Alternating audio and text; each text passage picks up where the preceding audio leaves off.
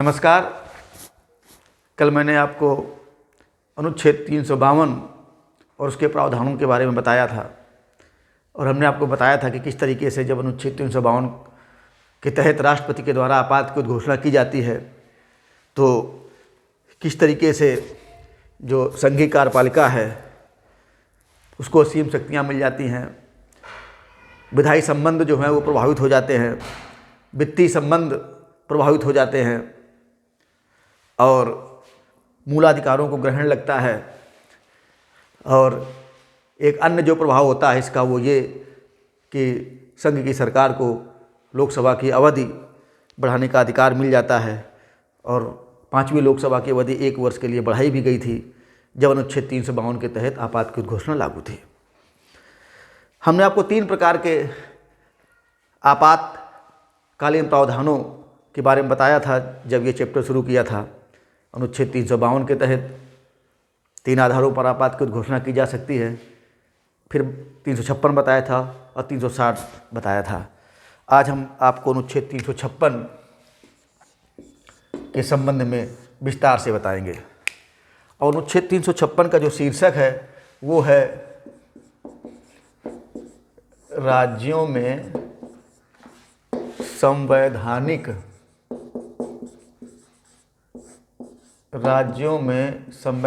तंत्र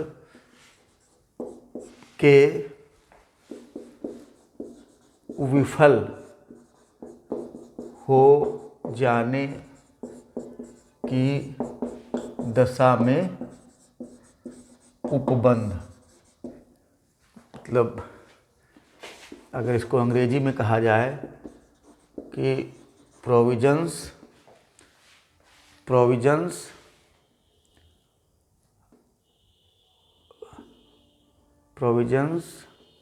संवैधानिक तंत्र के विफल हो जाने की दशा में provisions in case of failure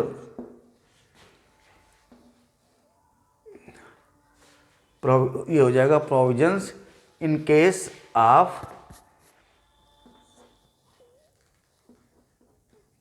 failures in constitutional machinery in state. तो provisions in case of failure in constitutional machinery in state, ये अनुच्छेद 356 का शीर्षक है कि अगर राज्यों में संवैधानिक तंत्र विफल हो जाता है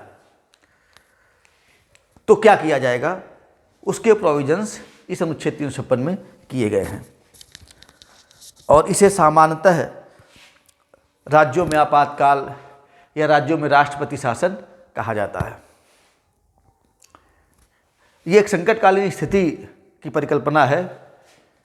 बोलचाल की भाषा में कभी हम कह देते हैं इसको राज्यों में राष्ट्रपति शासन लागू हो गया, लेकिन इस प्रकार के शब्दों का कहीं भी प्रयोग भारत के संविधान में नहीं किया गया है। भारत के संविधान में क्या कहा गया है, यही कहा गया है क्या कि राज्यों में संवैधानिक तंत्र के विफल हो जाने की दशा में उपबंध, यानी अनुच्छेद 356 का संबंध किससे है?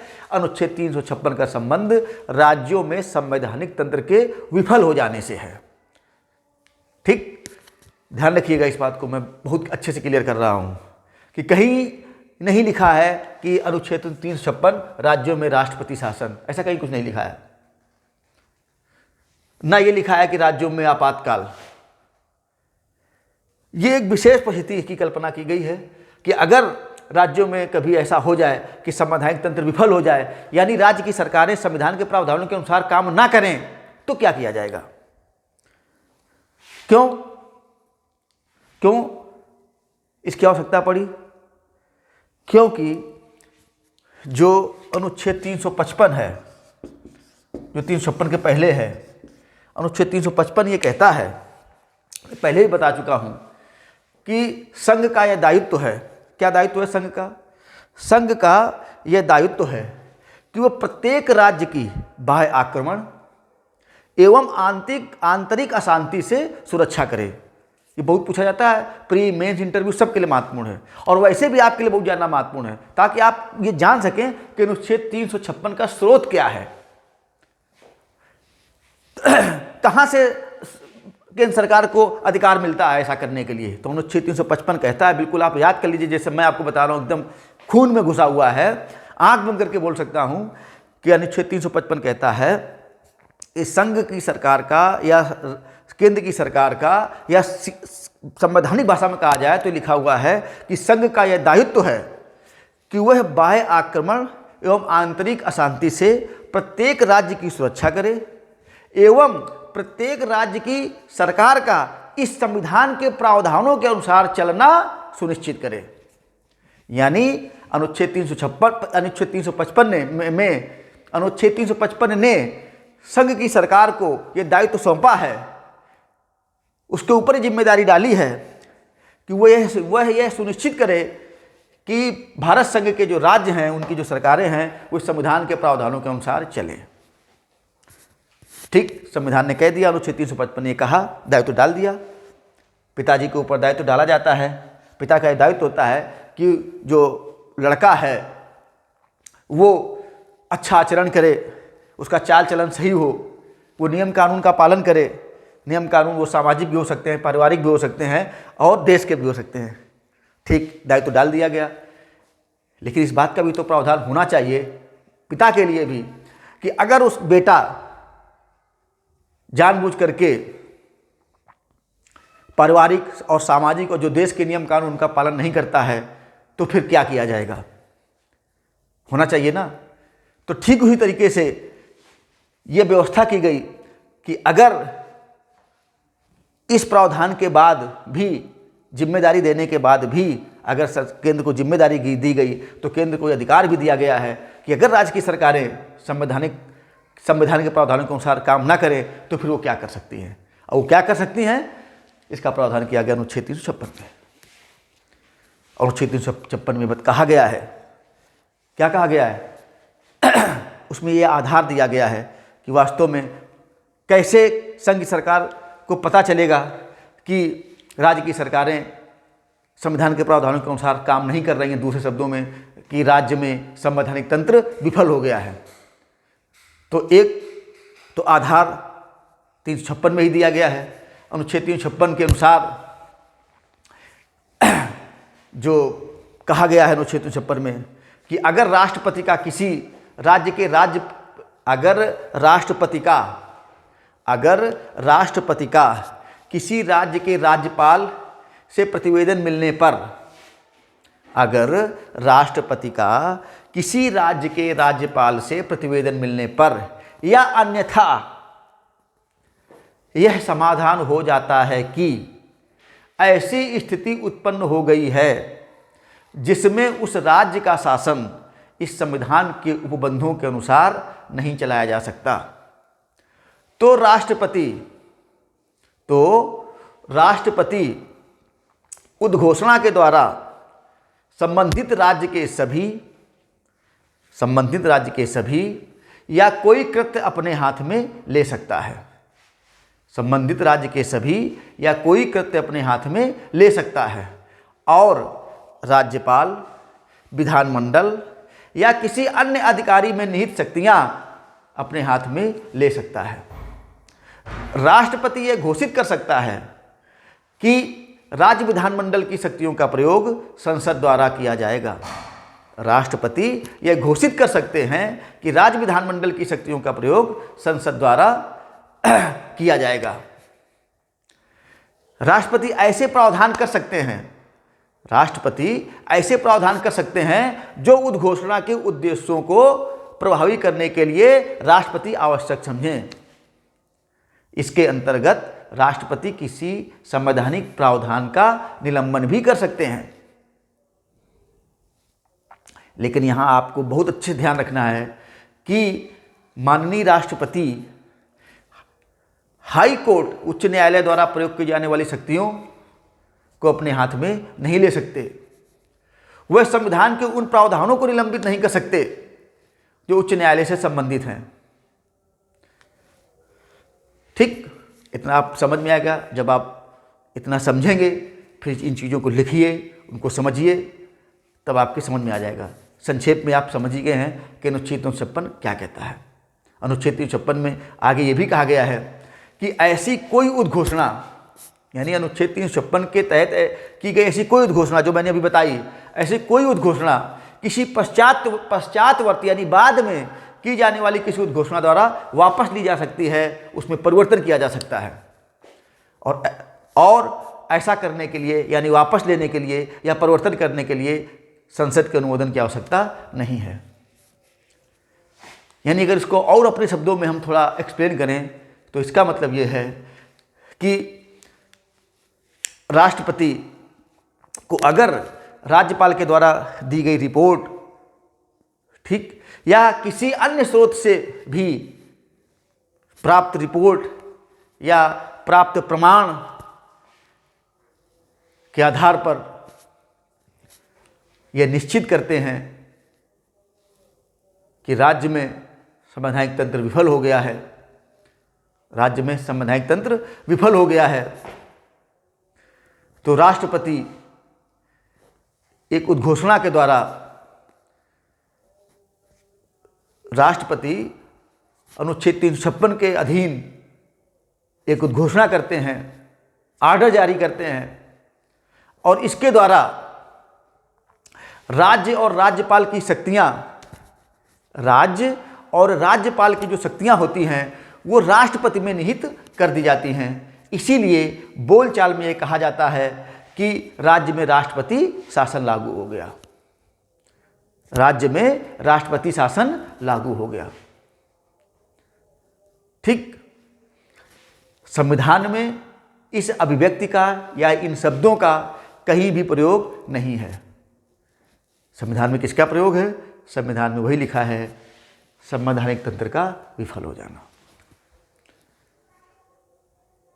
ठीक, तो ध्यान रखिएगा, राज्य में संवैधानिक तंत्र विफल हो गया है, इसका समाधान राष्ट्रपति को कैसे होगा? राज्यपाल की रिपोर्ट या अन्यथा। सबसे महत्वपूर्ण स्रोत क्या हो सकता है ऑथेंटिक? वो है राज्यपाल की रिपोर्ट। तो एक तो आधार अनुच्छेद 356 में ही दे दिया गया है कि राष्ट्रपति को यह समाधान कहां से हो सकता है कि राज्य में संवैधानिक तंत्र विफल हो गया है, तो वो है राज्यपाल की रिपोर्ट।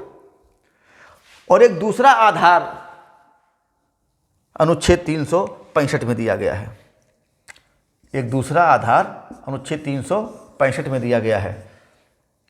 अनुच्छेद 365 बहुत महत्वपूर्ण है, और अनुच्छेद 365 के अनुसार यदि कोई राज्य संघ द्वारा दिए गए निर्देशों का पालन नहीं करता है, बहुत अच्छे से समझ लीजिएगा अनुच्छेद 365 कि अनुच्छेद 365 कहता है कि यदि कोई राज्य संघ द्वारा दिए गए निर्देशों का पालन नहीं करता है तो राष्ट्रपति के लिए यह मानना विधिपूर्ण होगा। तो राष्ट्रपति के लिए यह मानना विधिपूर्ण होगा कि राज्य का शासन संवैधानिक प्रावधानों के अनुसार नहीं चलाया जा सकता, अर्थात राज्य में संवैधानिक तंत्र विफल हो गया है। और आप सब जानते हैं, हमने आपको बताया था कि अनुच्छेद 256 और अनुच्छेद 257 के तहत हमने आपको बताया था कि संघ की सरकार राज्य की सरकारों को यथावश्यक निर्देश दे सकती है। और अनुच्छेद 256 और 257 के तहत जब पढ़ा रहा था तो मैंने ये भी बताया था, जब केंद्र राज्य प्रशासनिक संबंध में पढ़ा रहा था, कि ये निर्देश बाध्यकारी होते हैं। अगर राज्य की सरकारें इन निर्देशों की अवहेलना करती हैं तो राष्ट्रपति के लिए यह मानना विधिपूर्ण हो जाएगा अनुच्छेद 365 के अनुसार कि राज्य का शासन संवैधानिक प्रावधानों के अनुसार नहीं चलाया जा सकता, अर्थात राज्य में संवैधानिक तंत्र विफल हो गया है। यानी अनुच्छेद 356 की उद्घोषणा अब की जा सकती है। क्यों? क्योंकि अगर राज्य में संवैधानिक तंत्र विफल हो गया है और अनुच्छेद 355 एक संघ की सरकार, संघ को जिम्मेदारी देता है, संघ पर यह दायित्व डालता है कि वो राज्य की सरकारों का संवैधानिक प्रावधानों के अनुसार चलाया जाना सुनिश्चित करें, और संवैधानिक प्रावधानों के अनुसार चलाया जाना सुनिश्चित करने के लिए ही अनुच्छेद 356 का प्रयोग संघ की सरकार द्वारा किया जाना चाहिए। यानी ये कहा गया है कि जब वास्तव में ऐसी स्थिति उत्पन्न हो जाए कि राज्य में संवैधानिक तंत्र विफल हो जाए तो 356 का प्रयोग किया जा सकता है। तो एक तो अब राज्य में संवैधानिक तंत्र विफल हो गया है, ये राष्ट्रपति कैसे समझेंगे? 365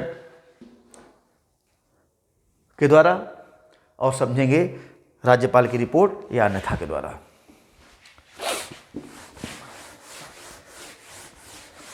अब मान लो राष्ट्रपति का समाधान हो गया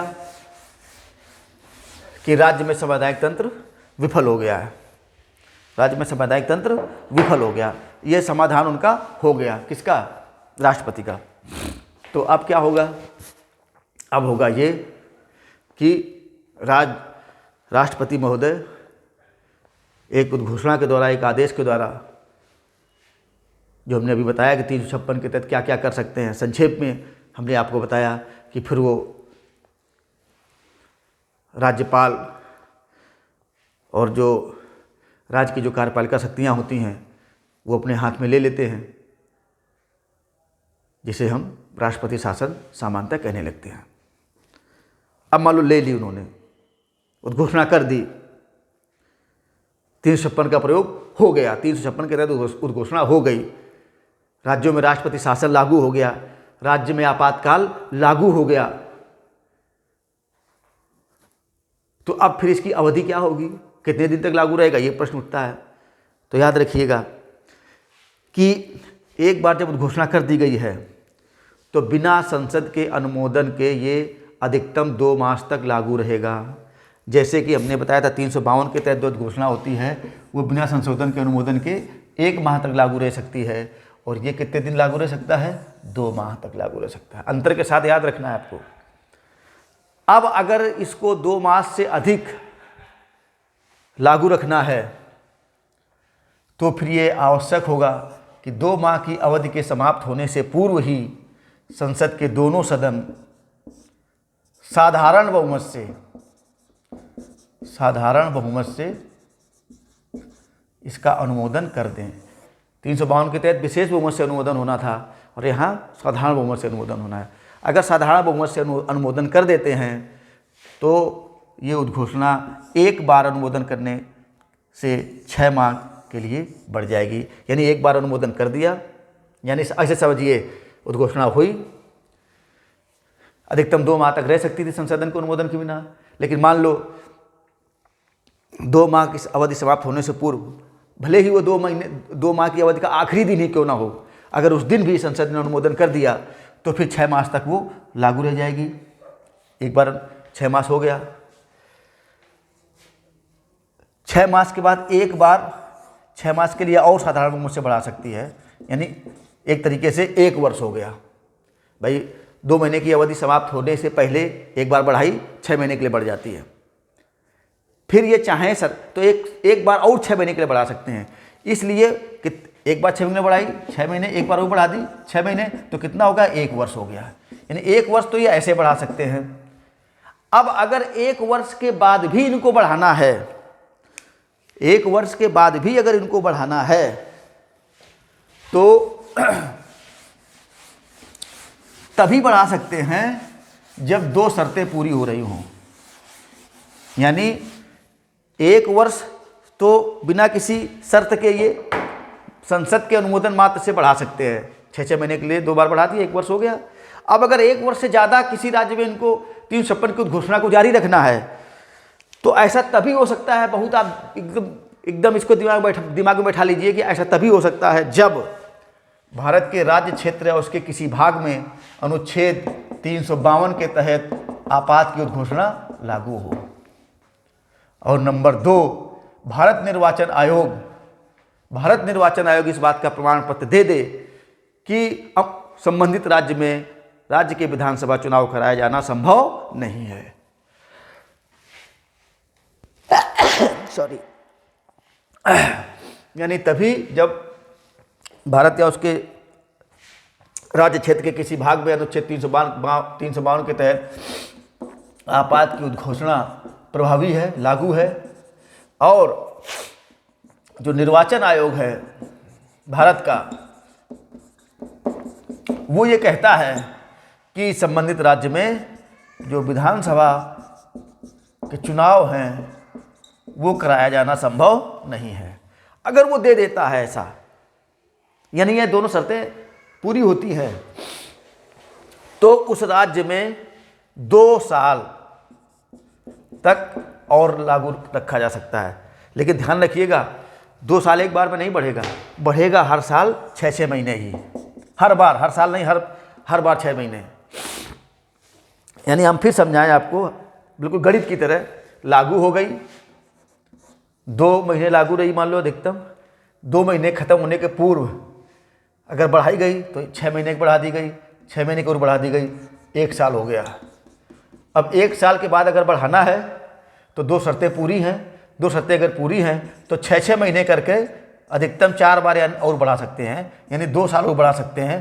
तो एक तरीके से हम ये कह सकते हैं कि किसी भी राज्य में अनुच्छेद 356 के तहत उद्घोषणा जो लागू रह सकती है, यानी जिसे हम राज्यों में राष्ट्र प्रशासन कहते हैं कि राष्ट्र प्रशासन लागू रह सकता है, तो वो अधिकतम 3 साल है। कितने दिन? अधिकतम 3 साल। ये बहुत पूछा जाता है, ध्यान रखिएगा। अधिकतम सीमा जो है किसी राज्य में 356 के लागू रहने की, वो है 3 साल, 3 साल, 3 साल। अब यही आपको मोर बात बता दें, अब ये संविधान में लिखा है, यानी 3 साल से ज़्यादा आप किसी राज्य में राष्ट्रपति शासन लागू नहीं रह सकते। लेकिन पंजाब इसका अपवाद है। पंजाब में राष्ट्रपति शासन यानी 356 3 साल से काफ़ी अधिक समय तक लागू रहा, जब पंजाब में आतंकवाद चल रहा था, क्योंकि वहाँ चुनाव कराया जाना संभव ही नहीं था आतंकवाद के दौर में। तो ये ऐसा संविधान संशोधन के द्वारा किया गया। पंजाब के लिए केवल बार बार संविधान संशोधन किया जाता रहा, और संविधान, आपको पता है हमारा संविधान है, संविधान में संशोधन संसद कर सकती है। तो पंजाब के लिए, पंजाब में जब 3 साल की अवधि पूरी हो गई थी, तो फिर और राष्ट्रपति ये 356 का प्रयोग जारी रखना था, तो मात्र पंजाब के लिए संविधान संशोधन के द्वारा ऐसा किया गया। तो आप जान लीजिए, आज भी अगर आपसे पूछा जाए कि राष्ट्रपति शासन की या 356 के प्रयोग की अधिकतम अवधि क्या है, तो 3 साल है। ये अलग की बात है कि पंजाब में इससे अधिक समय तक लागू रहा, तो आप ये कहेंगे कि हाँ ठीक है पंजाब में लागू रहा, लेकिन ऐसा पंजाब में संविधान में संशोधन करके किया गया सिर्फ पंजाब के लिए। पंजाब का मैटर खत्म हो गया, आज भी व्यवस्था यही है। ठीक, तो इस तरीके से ये हो जाता है। हमने आपको बताया कि ये सारे काम संसद अनुमोदन बार बार करेगी तो संसद करेगी, बिल्कुल सब कुछ वही तरीका है कि जाएगा वहाँ प्रस्तुत होगा, तो लोकसभा पास करे या राज्यसभा पास करे, दोनों में कहाँ प्रस्तुत, जैसे लोकसभा में प्रस्तुत होगा तो लोकसभा पास करेगी, फिर राज्यसभा में जाएगा, राज्यसभा में प्रस्तुत होगा तो राज्यसभा पास करेगी, फिर लोकसभा में जाएगा साधारण बहुमत से प्रस्तुत होगा। ध्यान आपको ये रखना है कि अगर लोकसभा भंग है तो जिस तरीके से अनुच्छेद 352 लागू रखने के लिए राज्यसभा अपने स्तर पर विशेष बहुमत से प्रस्ताव पारित करके बढ़ा सकती थी, यहाँ राज्यसभा साधारण बहुमत से प्रस्ताव पारित करके बढ़ा सकती है। यानी जो काम संसद करती वो राज्यसभा अकेले कर सकती है। लेकिन जैसे वहाँ हमने आपको बताया था कि भाई मान लीजिए, मैं क्या कहना चाह रहा हूँ, मैं ये कहना चाह रहा हूँ कि मान लीजिए किसी राज्य में 356 का प्रयोग हो गया, 2 महीने बिना संसद के अनुमोदन के लागू हो सकता था। अब मान लो जब 2 महीने की अवधि के समाप्त होने के पहले ही लोकसभा भंग हो गई, ठीक, तो क्या होगा? तो राज्यसभा अपने साधारण बहुमत से पहले 6 महीने के लिए बढ़ा देगी, फिर 6 महीने के लिए बढ़ा देगी। यानी जो काम दोनों मिलकर करते हो राज्यसभा के लिए कर देगी। लेकिन अगर इस बीच कभी भी लोकसभा का निर्वाचन हो जाता है, तो जो नवनिर्वाचित लोकसभा होगी उसे अपनी प्रथम बैठक के 30 दिन के अंदर इसका अनुमोदन करना पड़ेगा, अन्यथा ये लागू नहीं रहेगा। और 30 दिन का नियम वहाँ भी था 352 वाले में। तो एक तरीके से ये हो गया आपका, इसकी अवधि हो गई जो बहुत पूछी जाती है।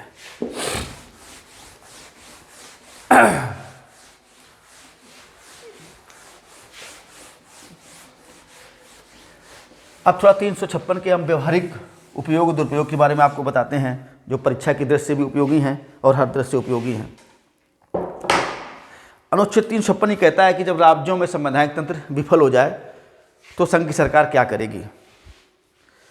जब संविधान बन रहा था तो हमारे संविधान निर्माता मानते थे कि हमारे राज्य और राज्य के मुख्यमंत्री इतने परिपक्व होंगे कि वो ऐसी स्थिति कभी उत्पन्न ही नहीं होने देंगे कि राज्य में संवैधानिक तंत्र विफल हो जाए। दूसरे शब्दों में वो मान के चल रहे थे कि हमारे जो राज्य होंगे वो संविधान के प्रावधानों के अनुसार ही चलेंगे, और कभी ऐसी स्थिति आएगी ही नहीं कि राज्य संविधान के प्रावधानों के अनुसार ना चले।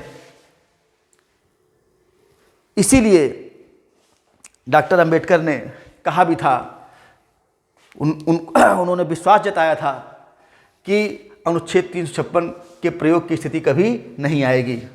उन्होंने लिखा था कि यह पुस्तक में लिखे हुए निष्प्राण शब्द बने रहेंगे। ये पुस्तक में लिखे हुए यानी संविधान की जो पुस्तक है हमारी, उसमें लिखे हुए निष्प्राण शब्द बने रहेंगे। इनका प्रयोग बिरला ही होगा, बहुत ही मतलब अपवाद स्वरूप होगा। शायद ही कभी ऐसी स्थिति आए कि इसका उपयोग करना पड़े। लेकिन बड़े दुख की बात है और विडंबना देखिए कि 113 से अधिक बार इसका प्रयोग हो चुका है। इसका प्रयोग जो है, हम ये कह सकते हैं कि 100 से अधिक बार इसका प्रयोग हो चुका है। 100 से अधिक बार इसका प्रयोग हो चुका है शायद ही। और प्रयोग ना कहिए आप, अगर जितनी बार इसका प्रयोग हुआ है, अनुच्छेद 356 के तहत राष्ट्रपति ने घोषणा की है, अगर आप निष्पक्ष ढंग से विश्लेषण करेंगे तो आप देखेंगे कि अधिकांश समय इसका प्रयोग नहीं, इसका दुरुपयोग हुआ है।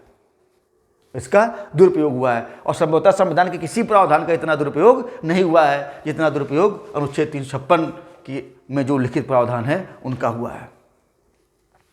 और वस्तुतः संघ की सरकारों ने इसे राज्य के विरुद्ध हथियार के रूप में प्रयोग किया है। राज्यों को ब्लैकमेल किया गया है इसके द्वारा। राज्यों को हमेशा 356 की चाबुक और तलवार दिखा करके डरा करके रखा। यद्यपि अब समय, परिस्थिति और मौसम बदल गया है, अब ऐसा नहीं हो पा रहा है। उसमें भी उसके लिए सुप्रीम कोर्ट का आभार प्रकट करना चाहिए देश की जनता को। अभी हम आपको बताएंगे कि ऐसा क्यों नहीं हो पाता है अब। लेकिन आप देखेंगे कि 1951 में सबसे पहली बार 1951 में पूछा जाता है कि किसके विरुद्ध सबसे पहले अनुच्छेद 356 का प्रयोग हुआ, तो अनुच्छेद 1951 में पेप्सू, जिसे हम आज का पंजाब कहते हैं, कभी पेप्सू लिख के आता है विकल्प में, कभी पंजाब लिख के दे देते हैं, दोनों एक ही बात है, क्योंकि पेप्सू ही परिवर्तित रूप में आज का पंजाब है। तो सबसे पहले अनुच्छेद 356 के तहत आपातकाल घोषणा यहीं लागू की गई थी। और तब से लेकर के आप देखेंगे कि 1994 तक इसका व्यापक दुरुपयोग हुआ। कई राज्य, शायद ही कोई राज्य हो जो अछूता रहा हो इसके दुरुपयोग से। उत्तर प्रदेश में 10 बार हुई, केरल में 9 बार इसकी उद्घोषणा की जा चुकी है। सर्वाधिक उत्तर प्रदेश में हुई अब तक इसकी उद्घोषणा की जा चुकी है। 356 का प्रयोग किया जा चुका है। और तब से लेकर के आज तक आप देखेंगे दुरुपयोग के बड़े बड़े उदाहरण पड़े हुए हैं। 1977 में 1977 में आप जानते हैं कि जनता पार्टी की सरकार बनी थी। और जनता पार्टी की सरकार जब बनी तो उन्होंने 9 राज्यों में जो कांग्रेसी सरकारें थीं 356 के तहत उनको अपदस्थ कर दिया, वहाँ पर राष्ट्रपति शासन लागू कर दिया। इसका बदला 1980 में जब केंद्र में कांग्रेस की सरकार आई, इंदिरा गांधी प्रधानमंत्री बनी, तो उन्होंने भी 9 गैर कांग्रेसी सरकारों को अनुच्छेद 356 के तहत अपदस्थ कर दिया, यानी वहाँ पर राष्ट्रपति शासन लागू कर दिया। ये सिलसिला थम नहीं रहा था, लेकिन शुक्र है SR बोम्बई का SR बोम्बई मुख्यमंत्री थे, उनको भी अपदस्थ किया गया और वो चले गए सुप्रीम कोर्ट। और SR बोम्बई बनाम भारत संघ मामले में 1994 में सुप्रीम कोर्ट ने जो ऐतिहासिक फैसला दिया, उसके बाद जाकर के इस अनुच्छेद का दुरुपयोग बहुत हद तक रुक गया है। क्यों? क्योंकि बहुत कालजयी बातें उन्होंने कही जो आज भी मील का पत्थर हैं। उन्होंने क्या कहा? उन्होंने सबसे पहले तो ये कहा कि अगर अनुच्छेद 356 के तहत घोषणा की जाती है तो उसका न्यायिक पुनरावलोकन किया जा सकता है। उन्होंने कहा सुप्रीम कोर्ट में कि अनुच्छेद 356 के तहत की जाने वाली कोई भी उद्घोषणा न्यायिक पुनरावलोकन के बाहर नहीं होगी। उन्होंने कहा कि इसका न्यायिक पुनरावलोकन किया जाएगा। एक तो ये कहा। दूसरी बात उन्होंने कहा सुप्रीम कोर्ट ने कि यदि कोई दल केंद्र में सत्ता में आ जाता है तो उसे ये अधिकार नहीं मिल जाता कि वो उन सभी सरकारों को, उन सभी राज्य सरकारों को बर्खास्त कर दे, हटा दे, 356 के प्रयोग के तहत अपदस्थ कर दे जो उनके दल से संबंधित नहीं है। उदाहरण के तौर पर अगर कांग्रेस की सरकार आती है केंद्र में या भाजपा की सरकार केंद्र में आती है तो कांग्रेस की सरकार को यह हक नहीं मिल जाता है कि वो गैर कांग्रेसी सरकारों को भंग कर दे, या भाजपा की सरकार आती है तो भाजपा को अधिकार नहीं मिल जाता है कि जिन राज्यों में भाजपा की सरकारें नहीं हैं यानी गैर भाजपा सरकारें हैं उनको वो भंग कर दे। ये अधिकार केंद्र की सत्ता में आने पर उनको नहीं मिल जाता। जैसा कि समझने की भूल वो लोग कर रहे थे। बहुत बात पर बात उन्होंने एक ही कही। तीसरा उन्होंने कहा कि ठीक है, अगर वास्तव में वास्तविक परिस्थितियां ऐसी लग रही हैं आपको, वास्तव में ऐसी परिस्थिति है कि आपको लगता है कि राज्य में सामुदायिक तंत्र विफल हो गया है और 356 का प्रयोग आपको करना है, तो उन्होंने कहा कि ठीक है, आप 356 के तहत 356 का प्रयोग करिए, लेकिन विधानसभा का विघटन तुरंत नहीं करेंगे आप। पहले क्या होता था, सरकार बर्खास्त की, विधानसभा भी तुरंत भंग कर दी। तो अब कोर्ट ने क्या कहा कि अगर ठीक है, अगर मान लो आप बिल्कुल कोई विकल्प नहीं है और 356 का प्रयोग की पूरा आधार आपको लग रहा है तो ठीक है, आप कर दिए। जरूरत पड़ेगी तो हम जुडिशियल रिव्यू करेंगे और देखेंगे आपके आधार, और अगर आपके आधार ठीक लगे तो ठीक है, लागू रहेगी उद्घोषणा। और अगर आपके आधार ठीक नहीं लगे, अन्यायपूर्ण लगे, असंवैधानिक लगे, तो सुप्रीम कोर्ट को जो करना वो करेगा। लेकिन उन्होंने कहा ठीक है, अगर आपको लगता है कि पर्याप्त आधार हैं 356 के प्रयोग के तो आप करिए, लेकिन विधानसभा आप तुरंत भंग नहीं करेंगे। विधानसभा आप तभी भंग करेंगे जब 356 के तहत की गई आपात की उद्घोषणा पर संसद की मुहर लग जाती है, यानी संसद का अनुमोदन हो जाता है। यानी संसद के अनुमोदन के बाद ही आप विधानसभा भंग करेंगे। यदि अनुमोदन संसद नहीं करती है तो विधानसभा काम करती रहेगी। आगे उन्होंने यह भी कहा कि यदि जुडिशियल रिव्यू होता है और ये पाया जाता है कि 356 का प्रयोग गलत किया गया था तो सुप्रीम कोर्ट उस विधानसभा को भी पुनर्स्थापित कर देगी, रीइंस्टेट कर देगी, जिसको अनुमोदन के बाद भंग कर दिया गया था। यही नहीं, ये भी कहा कि अगर जो जरूरत पड़ेगी तो हम नए निर्वाचन रोकने के आदेश भी जारी कर देंगे। ये कह दिया उन्होंने। और ये भी कह दिया कि अगर न्यायालय आवश्यकता समझेगा तो 356 की उद्घोषणा आपने जिन आधारों पर की है उन आधारों से संबंधित जो पत्रजात होंगे वो भी मंगवा करके हम देखेंगे। और अगर लगा कि आपका डर निराधार था, आप जो कह रहे थे कि राज्य में संवैधानिक तंत्र विफल हो गया है, वो विफल नहीं था, और आपने राजनीति से प्रेरित होकर के द्वेष भाव से या किसी अन्य भाव से आपने राज्य में 356 का प्रयोग कर दिया है, तो हम ऐसा होने से रोक देंगे। हम उस विधानसभा को भी रीइंस्टेट कर देंगे जिसको भंग करा करके आपने नए निर्वाचन के आदेश किए हैं और हम उस सरकार को भी पुनर्स्थापित कर देंगे जिसको आपने भंग किया था। तो निश्चित रूप से इस निर्णय के बाद केंद्र सरकारें राज्यों में 356 का प्रयोग करने से पहले 100 बार सोचती हैं, क्योंकि उनको पता है कि अगर हमने प्रयोग किया तो मामला सुप्रीम कोर्ट में जाएगा। और जब उनको लगता है कि वास्तव में पर्याप्त आधार हैं और सुप्रीम कोर्ट में हम अपने आप को डिफेंड कर लेंगे, तभी वो प्रयोग करती हैं। इसके बाद 1994 के बाद आप देखेंगे कि इसकी फ्रिक्वेंसी में बहुत कमी आई है। कुछ कमी महामहिम राष्ट्रपतियों के द्वारा जब व्यवहार किया गया उनकी वजह से भी आई है, क्योंकि 1-2 बार ऐसे अवसर आए जब 356 के प्रयोग की सिफारिश की गई, लेकिन महामहिम ने संघ की सरकार को पुनर्विचार के लिए भेजा और संघ की सरकारों ने महामहिम का सम्मान रखते हुए फिर दोबारा 356 के प्रयोग की सिफारिश नहीं की।